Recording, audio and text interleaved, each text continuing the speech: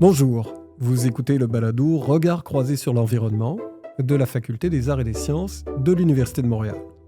Mon nom est Christian Nadeau, je suis professeur au département de philosophie et j'aurai le plaisir d'animer ce balado. Dans chaque épisode, 2 professeurs de l'Université de Montréal, provenant de disciplines variées, aborderont l'environnement selon leur propre perspective. Bonne écoute. Alors nous recevons maintenant Isabelle Martin de l'École des relations industrielles et Roxane Maranger du département des sciences biologiques. Alors, comme nous avons l'habitude de le faire, je vais vous demander d'abord de vous présenter, de présenter votre parcours, votre formation et le type de recherche que vous faites, et ensuite de nous donner, de façon schématique, ou en tout cas, si vous pouvez, de façon schématique, ou le plus brièvement possible, votre propre définition de la question environnementale. On peut peut-être commencer par vous, Isabelle. Merci. Donc moi, j'ai commencé mon parcours en sciences économiques et théorie politique il y a très longtemps. Et ensuite, j'ai été en droit, fait un bac, une maîtrise et un doctorat. Puis mon intérêt principal, c'est sur l'entreprise et comment l'entreprise concilie des enjeux d'efficience et, j'avais appelé de façon générale, de dignité. Et ensuite, je suis avocate, j'ai travaillé en droit du travail, puis je me suis retrouvée en relations industrielles, enseigner le droit du travail. Puis, mon focus était comment les travailleurs peuvent se servir de certains leviers dans l'entreprise pour avoir davantage de protection, pour avoir plus de voix au chapitre là-dessus. Et là, j'ai oublié la troisième question. Ça, c'est votre formation et votre projet de recherche en ce moment? Ou enfin, vos projets de recherche? Oui, bien, mon projet de recherche principal, c'est comment on appelle ça l'ESG. C'est comment les entreprises peuvent être forcées ou amenées à davantage prendre en considération les enjeux environnementaux, sociaux et de gouvernance. Donc, c'est mis dans le même paquet. Pour le droit, vous en tirez vos propres conclusions. Et aussi sur les innovations qui sont faites à l'intérieur des entreprises, souvent en partenariat avec d'autres, des innovations qu'on appelle sociales, dans un cadre de développement durable. Puis, je sais qu'en disant ces mots-là, vous n'avez pas nécessairement un même accord, mais je travaille là-dessus. Et est-ce que vous auriez une définition, que ce soit quand vous enseignez ou lorsque vous présentez votre travail sur la question environnementale? Qu'est-ce que l'environnement, selon vous? Je ne me sens pas qualifiée pour répondre d'un niveau disciplinaire. L'environnement est arrivé dans mon corpus d'études. C'est arrivé par le biais de la Cour suprême qui a dit que les administrateurs de l'entreprise peuvent considérer les intérêts des travailleurs, des communautés et de l'environnement, qui sont des parties prenantes de l'entreprise. Mm-hmm. Alors, vous voyez à quel point l'environnement n'est pas très concret, si on peut dire, ou pas très habillé. Mm-hmm. On y reviendra. Roxane Maranger? Bien, bonjour. Pour mon parcours, je vais commencer de loin. Je suis d'origine du Nord, de l'Ontario. J'étais née à Sudbury. Et puis, Sudbury, c'est une ville minière. Et puis, essentiellement, avec la grande cheminée qui a apporté les pluies acides qui ont vraiment endommagé les lacs dans le nord-est de l'Amérique du Nord. Et comme jeune fille, j'ai été très chanceuse. J'avais un chalet, je passais mes étés sur un lac. Donc, j'étais au bord du lac. J'ai vu le lac mourir, mais j'ai aussi vu le lac revenir. Et puis, j'ai toujours adoré être entourée de l'eau. Et quand j'étais aux études, au bac, j'avais appris que c'était un champ d'études, que je pouvais devenir limnologiste. Je pourrais devenir quelqu'un qui étudie les lacs comme sujet d'intérêt. Et donc, cette découverte, quand j'étais jeune étudiante, m'a apporté à faire une maîtrise et un doctorat en écologie aquatique. Et puis, donc, mon champ d'études a évolué au fil du temps, évidemment, comme tout le monde. Et puis, j'ai commencé plus en écologie microbienne, donc comment les micro-organismes transformaient les matériaux pour arriver à être dans un champ d'études plus large, écosystémique. Et donc, mes intérêts sont en écologie écosystémique aquatique spécifiquement. Et je travaille beaucoup sur les interactions entre différents compartiments de l'environnement ou entre différents écosystèmes. Donc, comment les transformations sur le territoire vont avoir une influence sur la qualité d'eau est essentiellement un champ d'études dont je focalise. Comment les transformations à l'intérieur des milieux aquatiques vont avoir une influence sur l'émission des gaz à effet de serre dans l'atmosphère. Et j'ai eu aussi la chance de travailler non seulement dans les eaux douces, mais dans les eaux salées. Et comme ils ont des origines historiques de perspectives différentes, donc dans le cas des océans, c'est vraiment comment les forces physiques de l'océan, les grands courants et puis la stratification et la température changent les phénomènes biologiques. J'apporte beaucoup cette perspective dans mes perspectives d'eau douce. Et dans l'eau douce, les origines étaient beaucoup plus au niveau trophique, interaction entre les organismes et comment les réseaux trophiques se sont structurés. Donc, je me sens très choyée d'avoir travaillé dans les deux champs, avoir eu ce type d'exposure, de visibilité, si on veut, parce que ça me permet de les partager entre eux. En termes de mon champ d'études actuel, j'aime penser à les différents écosystèmes aquatiques comme un lac, comme une entité, et que chaque lac ou chaque réseau aquatique a un métabolisme à elle-même. Et comme on est dans un instance où il y a tellement de pression anthropique sur nos écosystèmes, j'essaie de comprendre c'est quoi la résilience de différents types d'écosystèmes. Comme si je me compare à mes garçons de jeune âge, ils peuvent manger ce qu'ils veulent. Ils vont rester maigres, ils vont rester en forme parce qu'ils ont un métabolisme de jeunes personnes, tandis que je suis d'un certain âge et je dois faire un peu plus attention de ce que je mange. À un certain niveau, on peut voir chaque écosystème comme étant une entité avec son propre métabolisme et qui peut subir une certaine pression. Et je souhaite comprendre c'est quoi les seuils de développement dans un contexte des changements climatiques, qu'on peut modifier le territoire, par exemple, pour maintenir un écosystème en santé. Mm-hmm. En termes de comment je définis l'environnement, comme j'apporte une perspective écosystémique dans mon travail, je pense beaucoup à les interactions abiotiques avec le biotique. Donc, pour moi, un environnement, c'est les échanges entre les facettes abiotiques avec les facettes biotiques, mais aussi les échanges entre elles. Donc, essentiellement, pour expliquer les précipitations, par exemple, vont avoir une influence sur le transport des matériaux du territoire vers un cours d'eau. Et ça, c'est une interaction de deux aspects abiotiques. Mais la biologie qui va essentiellement se développer va être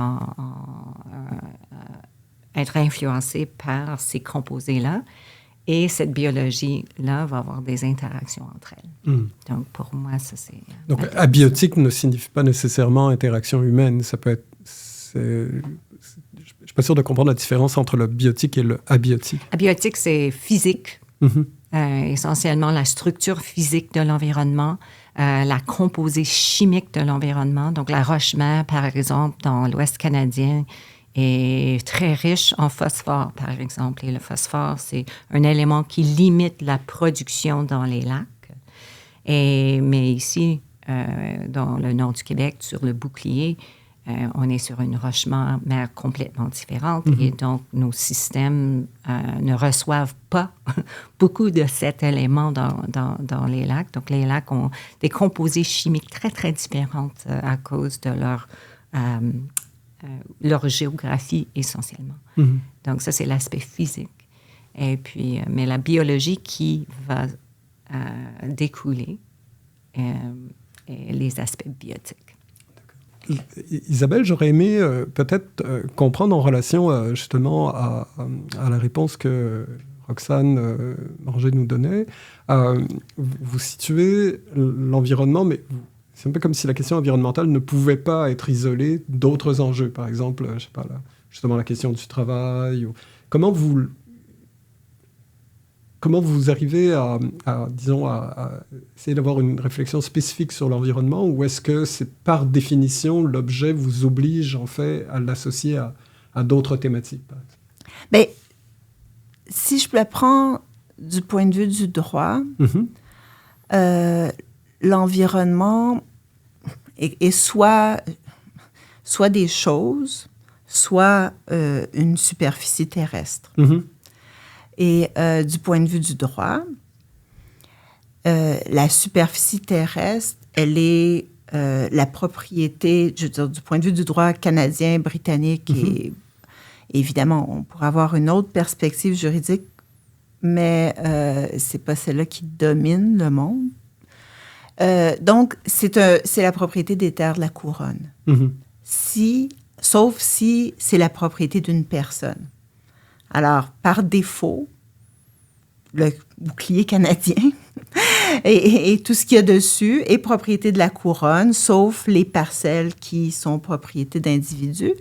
Et après ça, ben, les choses qui poussent dessus sont les fruits qui octroient aux propriétaires. Après ça, ben, la pluie, l'air, ce sont des biens communs qui tombent où ils tombent. Mais je pense qu'on est vraiment dans une pensée lockéenne de la relation entre l'être humain puis l'environnement qui est un peu le jardin de son activité. Mais ça, c'est une position de droit classique. Évidemment, je mets une coloration politique, puis je pense aussi qu'il faut réaliser, parce que je suis en relation industrielle, je veux dire, les intérêts des travailleurs, que les travailleurs ont comme un double statut. Ils sont dans l'entreprise, participent à cette exploitation de la nature comme ressource, mais aussi sont des gens qui vivent à proximité de l'endroit où ils travaillent et donc ils subissent ou ils profitent des largesses de la nature autour d'eux. Donc, il y a cette position un peu mitoyenne des travailleurs qui permet de faire entrer l'environnement de deux façons. Comme, bon, cet intrant-extrant des entreprises, mais aussi comme, je veux dire, sous les risques que l'environnement peut leur faire poser. Je veux dire, il y a la glace, on tombe, puis bon, l'air qu'ils respirent. Puis je pense que les travailleurs de la fonderie Horn, pour prendre un exemple plus concret en Abitibi, sont un bon exemple parce que pour eux, l'arsenic, c'est ce que eux et leurs enfants respirent, ce qui est une horreur.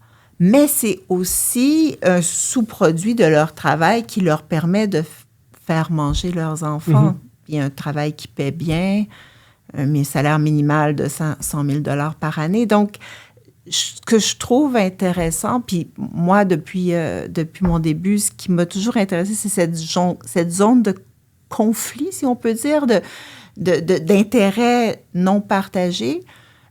Puis l'environnement se pose sous de multiples façons. Et ajoutons à ça, mon intérêt, quand vous parlez de Sudbury, un de mes intérêts, c'est sur les compagnies minières et sur la réconciliation et le développement autochtone. Et là, il y a les communautés autochtones qui souhaitent et ne souhaitent pas. Certaines souhaitent, d'autres non. Et c'est mitigé et compliqué. un développement économique avec les conséquences environnementales. Donc, c'est vraiment, si je peux dire, moi, mon intérêt de recherche, c'est toujours ces zones d'intérêts divergents, partiellement convergents, puis leur négociation. Mais, à moins que vous vouliez intervenir, Roxane, mais j'aurais une question en relation à Roxane, en relation à ce que vous dites.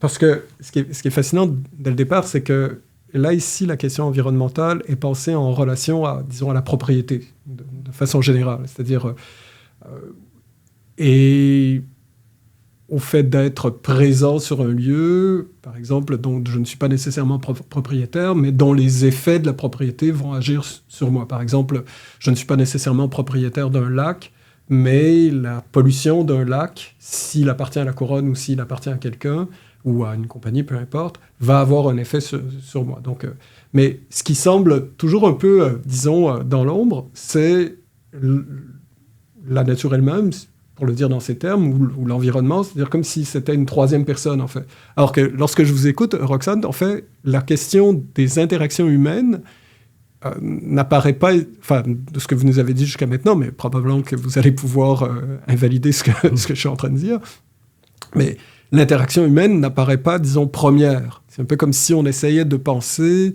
disons, les logiques écosystémiques pour elles-mêmes, indépendamment de l'intervention humaine. Je dirais au contraire, dans le sens que une approche écosystémique implique toutes les interactions biotiques et abiotiques, inclut les actions de l'homme. Mais pour un peu suivre certaines choses que Isabelle vient d'évoquer, c'est qu'il y a aussi probablement un aspect écosystémique social qui s'implique dans mes propres intérêts de recherche et certains travaux que je fais, qui en soi est en lien avec la réalité que les gens doivent vivre sur le territoire. On doit manger, on doit quand même vivre et avoir une certaine qualité de vie, et que ceci implique qu'il y a des actions qui se font sur le territoire qui vont l'abîmer et qui vont essentiellement la dégrader. Mais il y a une tension entre ce souhait de garder un environnement sain et puis aussi d'assurer que il y a assez d'emplois et d'opportunités pour les gens. Donc, par exemple, j'ai fait ensemble avec les membres de mon laboratoire une cartographie assez détaillée sur l'intensité agricole sur le territoire du Québec, de l'ensemble du Québec. Et puis, évidemment, il y a des places où c'est très sérieux, c'est très grave, et c'est essentiellement comme information. C'était comme une information pour apporter au gouvernement de dire, écoute, voici les places où on devrait peut-être intervenir, sont les plus importants à intervenir parce que l'intensité est très, très sérieuse. Mais à un autre niveau, les gens font leur vie, nous on mange, et donc il y a peut-être un questionnement à faire à un autre niveau. Est-ce qu'il y a des places où on va les sacrifier pour permettre que d'autres endroits soient moins sacrifiés, disons? Essayer de trouver un bilan à un niveau supérieur de juste chaque petite location et essayer de prendre une vue à un autre niveau d'ensemble. Par exemple, on parle d'une industrie minière, elle est tellement importante pour faire vivre tellement de communautés à travers le Canada, si on le veut. Et puis, on dépend tous de ces industries-là, peu importe notre perspective, peu importe comment on vit notre vie. Je connais personne sans cellulaire. Hein. Donc, disons que on doit trouver cette tension, cette réconciliation de l'ensemble versus un état sain de l'environnement. C'est tellement un grand défi, mais tellement important qu'on continue à absorber ces différents types de perspectives et essayer de bâtir une société qu'on veut. Mais je vais formuler ma question autrement pour vous deux, en fait. Est-ce qu'on pourrait supposer, et vous allez voir que je pense que la question devrait avoir un sens différent pour vous deux, mais est-ce que l'environnement pourrait être pensé comme, disons, parce qu'on parle d'interaction, est-ce que l'environnement pourrait être pensé pour lui-même, comme si, sans vouloir anthropomorphiser ou sans vouloir en faire, disons, une personne, quoique en droit, par exemple, on va parler du droit des rivières, donc il y a toute la question de savoir est-ce qu'on pourrait penser un statut juridique d'entité naturelle. Mais vous, par exemple, Roxane, lorsque vous étudiez, j'imagine qu'il y a un moment où on a besoin d'essayer de voir, par exemple, la réaction d'un écosystème, pas uniquement en fonction de la façon dont l'activité humaine va le transformer, mais de la façon dont le système réagit par lui-même d'une certaine façon. Donc, c'est ça que j'essaie de voir là. Est-ce qu'il y a quelque chose comme... Est-ce qu'on pourrait penser l'environnement, ou est-ce que l'environnement est tellement surdéterminé par l'activité humaine que, de toute façon, en fait, il devient impossible de penser l'environnement, disons, d'une certaine manière, séparément de l'agent humain? Je ne sais pas laquelle veut commencer. Je peux commencer. C'est clair, dans le sens qu'on a juste à regarder comment les différentes précipitations, les types d'inondations, les choses qu'on a vues qui sont dramatiques, disons, qui essentiellement sont des forces qui naturelles. Peut-être elles sont amplifiées par les activités humaines, mais disons qu'il y a quand même des cas naturels qu'une rivière va faire son parcours. Il y a une détermination physique de l'environnement qui fait en soi que c'est là que l'eau va couler. Et même si on a fait des activités de dominance de l'environnement, où les humains ont fait, l'environnement trouve son chemin. Si j'utilise quelque chose de plus simple, un lac va toujours, dans notre environnement tempéré, va toujours réchauffer en surface durant le printemps. C'est juste un acte physique. Mais cet acte physique va changer selon les différents types les changements climatiques interannuels. Et ça, c'est pas forcément une force humaine nécessairement, mais c'est essentiellement, on sait tous qu'on peut avoir des étés plus pluvieux, on a un peu plus chaudes, on peut avoir... Et toutes ces instances-là vont changer la conséquence physique de notre écosystème et la biologie qui y découle, et c'est complètement naturel. Ouais. Et puis le moment où certaines activités, c'est l'environnement qui va le déterminer, c'est pas nous. Oui, surtout que ces environnements sont pluriels, en fait.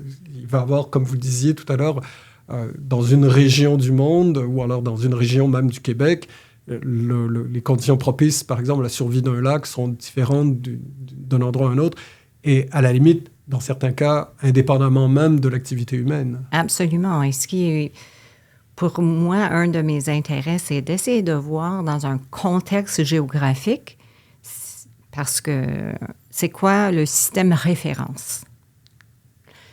Et on est assez choyé au Canada qu'on a un vaste territoire et on a quand même des places qui sont non perturbées. Et ça nous permet de comprendre dans un contexte géographique c'est quoi les conditions chimiques et biologiques d'un lac non influencé par l'homme. Et de là, on peut regarder comment nos systèmes perturbés dérivent. Il en existe encore? Il en existe encore. D'accord. Et dans un sens, parce qu'on peut toujours dire que les changements climatiques ont une influence, mais disons qu'on est assez choyé qu'il y a des places qui sont assez éloignées, qui fait en soi qu'on a cette capacité. Isabelle? J'écoute Roxane. Je trouve ça tellement beau de m'immerser dans cette idée là, de l'environnement qui existe en soi. Sur un plan personnel, j'aime beaucoup les arbres, la nature. Donc, je réalise en préparant ces entrevues, comment la vision du droit occidental est tronquée. Mais il y a quand même, je dois signaler quand même, en droit traditionnel anglais et français, cette idée de force majeure, de act of God. Donc, l'environnement peut être comme quelque chose qui vient tout perturber et là, on accepte les bris de contrat. Donc, il y a cette possibilité-là. Après ça, bien là, je dois évidemment souligner, puis tu as fait référence un peu, Christian, tantôt, il y a des avancées. Donc, la vision là, très campée, puis j'aime toujours mettre la vision campée avant de mettre les avancées pour pouvoir mettre en perspective les avancées. Si on regarde au niveau des Nations unies, au niveau du droit international, il y a des instruments de droit, on dit du droit mou, du droit sans dents, qui fonctionnent. Puis là, il y avait récemment là, la COP sur la biodiversité. Je pense que ça, c'est peut-être l'exemple où on a le plus cette considération de l'environnement en lui-même. Parce que, bon, il y a les accords sur le climat, mais tout ça, c'est un peu comme, bon, nous, on va souffrir si le climat se dérègle. Donc, on revient quand même à mettre l'être humain autour de ça.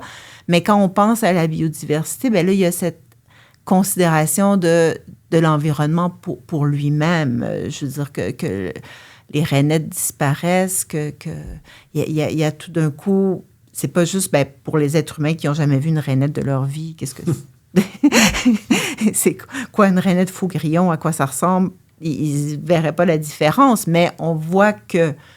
alors ça, c'est comme un début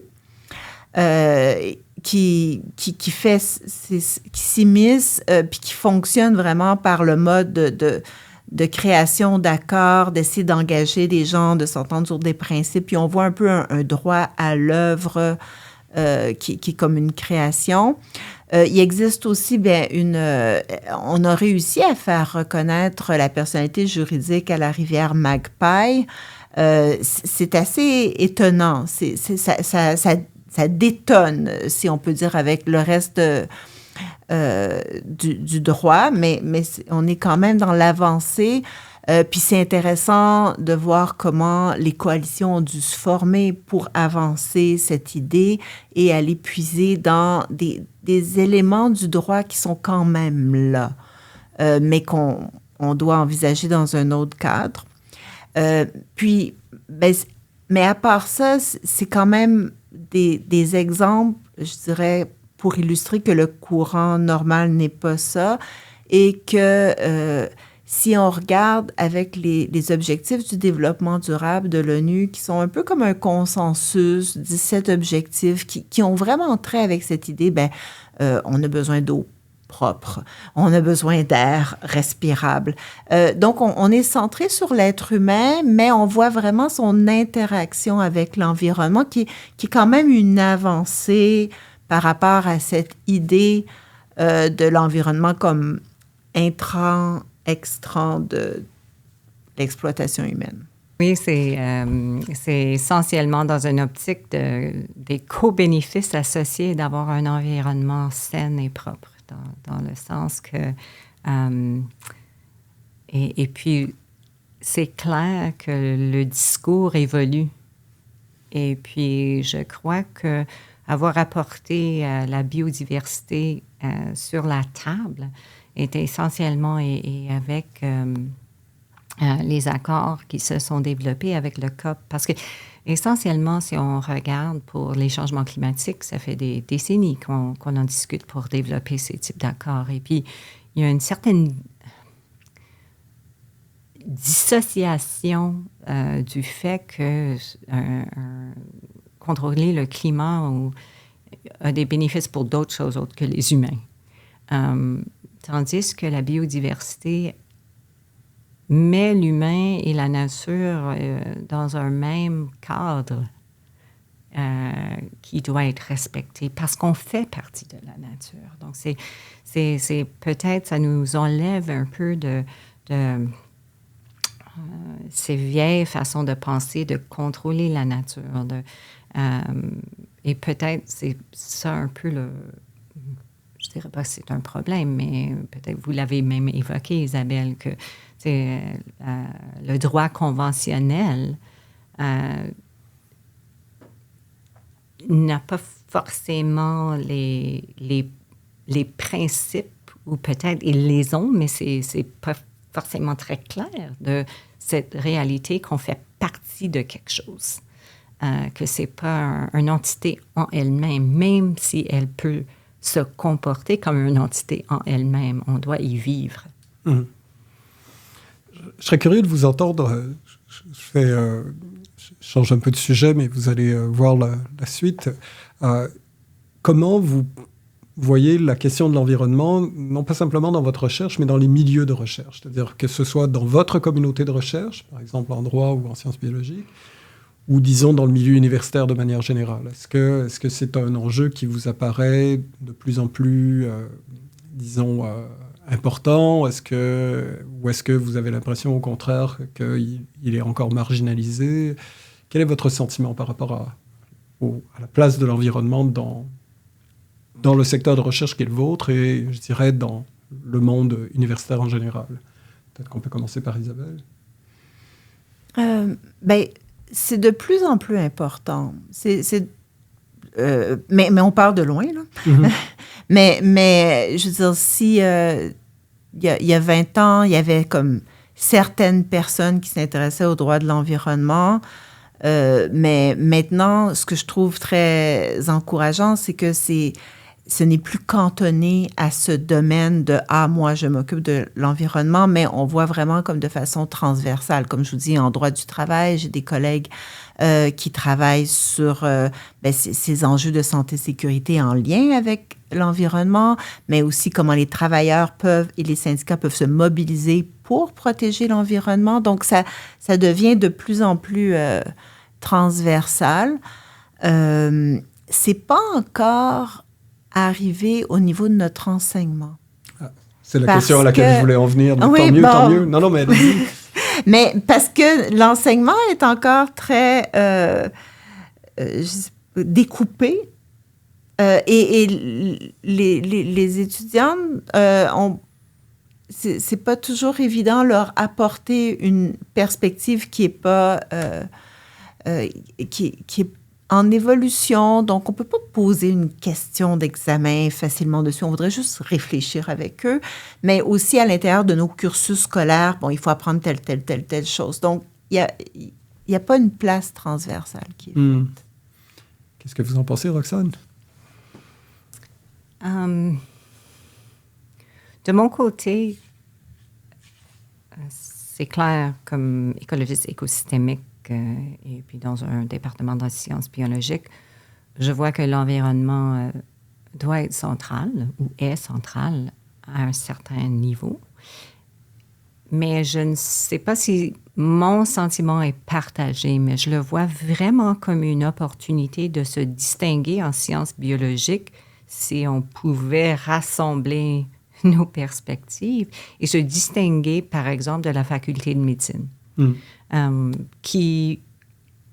Et où j'ai eu mes propres frustrations au cours des années ici à l'Université de Montréal, c'est la manque de compréhension de notre leadership que la santé de l'environnement est non seulement aussi importante que la santé humaine, mais elle est peut-être plus importante parce qu'elle a une répercussion sur l'ensemble de l'humanité. Et la biologie, à mon avis, et les approches écosystémiques, écologiques, ont la capacité d'apporter une information critique à ce sujet. Et donc, comme discipline, je crois réellement qu'on est capable de contribuer à trouver les solutions et d'améliorer la santé collective. Mais il faut voir ceci. Et je parle plus que si des maladies vont perpétuer. Je parle d'un genre de maintenance de qualité de vie qui fait en soi que on reste collectivement plus en santé, inclut non seulement les humains, mais d'autres organismes. Donc, il y aurait beaucoup de co-bénéfices. Donc, je pense que la biologie et l'écologie écosystémique, mais aussi toute notre compréhension de comment les choses évoluent et adaptent, est vraiment critique pour apporter les solutions envers ce besoin de vivre durablement, si on veut. Mais je trouve ça intéressant parce que les deux vous permettez d'aller plus loin, c'est-à-dire à la fois on signale le problème de l'enseignement qui parfois va être un peu sclérosé et empêche, disons peut-être un travail plus effectif sur les questions environnementales, ne serait-ce que, comme vous disiez, d'y réfléchir, c'est-à-dire pas toujours penser en termes d'évaluation, sanctions, etc. etc. Mais et vous parlez d'un manque de leadership parfois sur ce genre d'enjeu, c'est-à-dire ou un manque de vision, si on veut le dire comme ça. Est-ce que c'est propre à l'université ou est-ce qu'on pourrait dire aussi que c'est quelque chose qui est finalement, l'université n'est que le reflet de difficultés qu'on pourrait voir dans le débat public, par exemple? Isabelle? Ben, oui, effectivement, c'est pas propre à l'université. Puis je pense que en théorie des organisations, on parle de isomorphisme, mais ça doit venir de la biologie en quelque part, mais que les organisations adoptent tous les mêmes modes pour avoir une légitimité. Alors, c'est sûr qu'à l'intérieur des entreprises aussi, il y a le même blocage. Je veux dire, les gens que je rencontre dans les entreprises qui sont des fervents écologistes qui veulent changer les choses, puis on les voit à l'intérieur de leur département de développement durable. Je veux dire, Greenpeace sont moins militants souvent, mais ils sont dans le département de développement durable et leur contact avec l'extérieur, c'est l'obligation de traduire dans un langage financier pour pouvoir avoir des discussions. Puis j'imagine le débat public, c'est sûr qu'au niveau du journalisme, il y a une tendance à la catégorisation amplifiée incroyablement là, par les médias sociaux et les chambres d'écho qui sont créées. Mais est-ce que vous avez l'impression que là, justement, parce que vous avez commencé en nous parlant du droit de propriété, en fait, donc est-ce que le problème n'est pas là aussi dans le débat public? C'est-à-dire qu'essentiellement, on va, ou alors que ce soit dans le débat public, ou par exemple dans le milieu des entreprises, ou même dans le milieu des syndicats. C'est-à-dire qu'en gros, on va penser la question environnementale toujours en relation au droit de propriété et jamais essayer de voir qu'en fait, il y a des choses qui nous échappent. Oui. Je dirais plus fondamentalement encore que le droit de propriété et qui donne la force au droit de propriété, c'est le fait que notre société est consolidée par notre croyance commune qu'il faut aller vers un développement économique. Mm-hmm. C'est ça la justification du droit de propriété, c'est la façon la plus efficace d'assurer cette quête, une maximisation toujours plus élevée. Puis je pense que ça, c'est un consensus commun qui va reléguer l'environnement à un coût à gérer. Oui, c'est pour ça, c'est que parce que tout à l'heure, Roxane, vous disiez, on fait partie de l'environnement. Le problème, c'est que très souvent, on fait partie, mais c'est un peu comme si plutôt c'est que l'environnement fait partie de nous, ou plutôt c'est comme si, en fait, c'est pas simplement qu'on se situe à l'intérieur d'eux, on se situe presque en surplomb des milieux naturels, ce qui nous donne en gros le droit de les voir comme un réfrigérateur où on peut se servir comme on veut. Exactement, mais dans un sens, si je reviens à la question d'origine, c'était vraiment les systèmes dans lesquels on se retrouve et comment on peut agir à l'intérieur de ces systèmes-là pour les modifier d'une façon qui fait en soi qu'on peut innover notre façon de voir et interagir avec le monde naturel est entre nous. Donc, si on considère que l'environnement est quelque chose qui est très complexe, qui implique les humains et implique toute la biologie et les composantes physiques, chimiques à l'intérieur, si on revient à un contexte de solution ou bien de qu'est-ce que la science peut apporter dans ce discours et c'est quoi et qu'est-ce qui contrôle le discours. Pour moi, il y a un manque d'espace et de place où les vrais discours peuvent avoir lieu. Mm-hmm. Et il y a un manque d'espace et de place pour permettre des vraies conversations intentionnées. Et ma frustration, des fois, avec la manque de vision universitaire, c'est que pour moi, c'est la place où on pourrait les permettre. Mm-hmm. Mais les mêmes contraintes qui s'appliquent partout s'appliquent ici. Parce qu'à un certain niveau, on a notre programme de développement durable qui est un peu de côté. Et oui, il y a des gens qui contribuent ici et là de façon vraiment intentionnée et avec bonne volonté, mais ils doivent aussi contribuer à leur propre département. Donc, essentiellement, oui, il y a l'effort des liens, mais il n'y a pas de place ou d'institution concrète, à mon avis, qui permet de vraiment allumer le discours. Et même si on l'apporte à différents niveaux, un peu comme dans un sens médiatique, c'est mis de côté comme quelques petites lignes dans une pièce publique. Hein? Donc, tout ce que... Essentiellement, je pense qu'on est trop occupé, on est trop pris par tout ce type de faux médias. Et c'est très, très difficile, je trouve, d'avoir une place ou la place pour vraiment faire des devancées importants pour vraiment aller dans des changements systémiques qu'on a besoin de faire pour avancer ces types de problématiques complexes. Oui, puis je trouve ça super important, comment tu dis, cette nécessité là, de discussion au large, puis comme Christian, là, tu fais refléter là, la compartimentalisation, parce que ça se retrouve, on va parler d'un même sujet, l'énergie.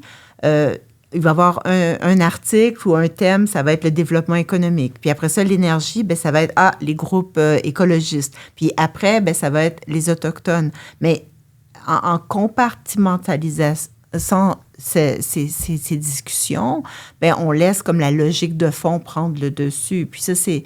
en fin de semaine, on avait un colloque important avec les syndicats, les communautés, les Premières Nations. Puis on disait, mais qu'est-ce qu'on peut faire de plus pour l'environnement? Il dit, mais si au moins les gens se parlaient. Il dit, là, on parle au ministre des Ressources naturelles, mais après ça, il faut parler à celui de l'environnement, puis après ça, il faut parler à celui de l'énergie. Mais c'est la même histoire. Et je pense que c'est tellement... l'environnement, si on peut l'appréhender dans sa totalité, dans cette idée de tout dans lequel nous baignons, on est vraiment dérisoire avec nos petits barrages disciplinaires et organisationnels. Ce que je trouve intéressant, je trouve tout intéressant, mais ce que je trouve particulièrement intéressant dans ce qui vient d'être dit de vous deux, c'est que, en fait, on a le sentiment, à vous entendre, qu'il y a presque un paradoxe, ou en tout cas une contradiction entre l'objet de l'environnement, qui essentiellement, ce sont les écosystèmes, c'est-à-dire la logique des écosystèmes, et la manière d'appréhender l'environnement qui n'est pas du tout écosystémique. C'est-à-dire que ni à l'intérieur de l'institution, ni à l'intérieur du débat public, on a tendance justement à se séparer la tâche au lieu justement de penser de façon écosystémique la question environnementale. Je ne sais pas, qu'est-ce que... Roxane? Écoute, comme écologiste écosystémique, je suis complètement d'accord. Mais il y a tout ça pour dire qu'il y a une base, un cadre sur lequel on devrait bâtir les différents éléments d'essayer de comprendre ces différents types d'interactions. Et puis moi, je l'ai commencé avec quelque chose de très basique entre abiotique et biotique qui, en elle-même, semble simple, mais très complexe, évidemment.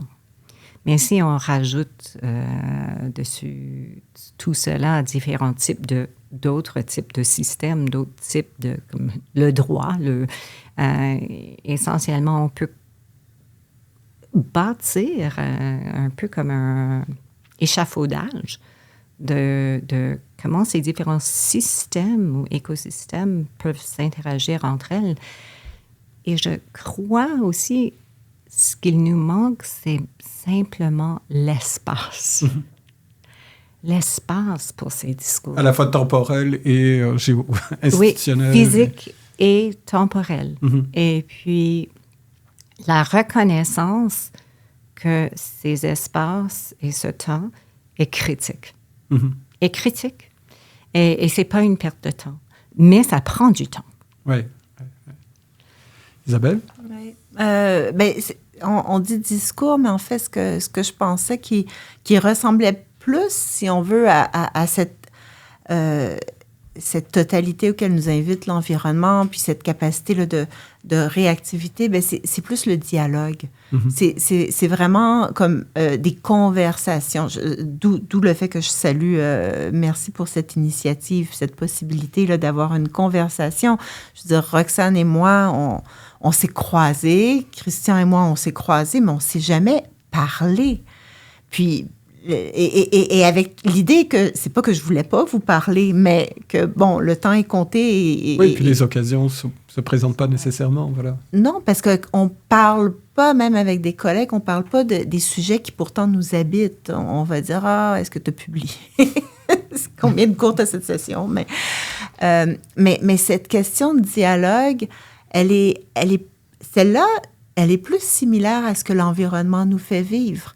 Parce qu'en parlant à l'autre arrive avec sa vie personnelle, ses relations, son lieu, comment il est dans sa peau aujourd'hui, ses expériences. Exactement. Puis sur beaucoup de sujets, l'éclairage arrive avec un échange et moi, mes positions, mes façons d'appréhender le monde sont influencées par ça. Donc, on est plus dans une logique écosystémique lorsqu'on se donne une possibilité de dialogue.